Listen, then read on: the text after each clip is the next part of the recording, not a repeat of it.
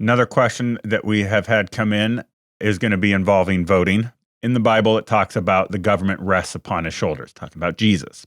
So if the government is resting upon his shoulders, and we believe God's sovereign and it's up to him who is going to be elected like that, should Christians even be voting?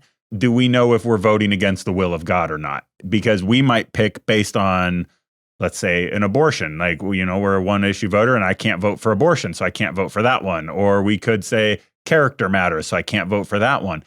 Where do you draw the line in going down this, well, God is sovereign, and if he's ultimately doing it, what do we do with the voting question?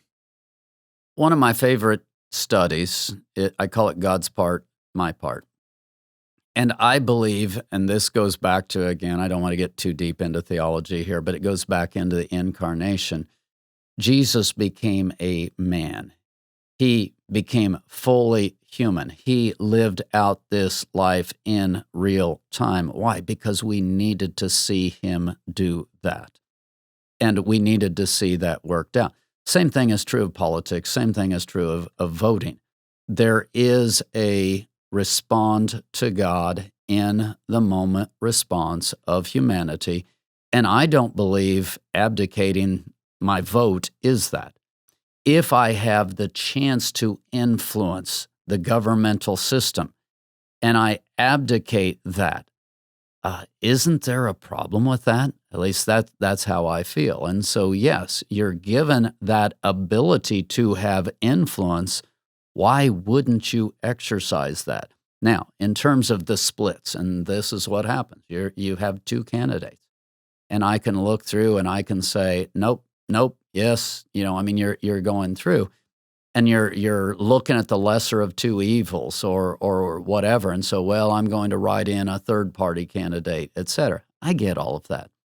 It does become incredibly messy, and you have Christians, this last presidential election, you have Christians on both sides just almost declaring that the other is not Christian if they vote a particular way.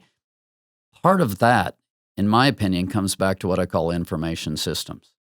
We really are at a point in this country where there are completely different information feeds going to different groups of people. And when you're listening to those information feeds, you can what? You can feel justified. So you can feel justified voting Democrat. You can feel justified voting Republican. And you get people who are absolutely at one another's throats.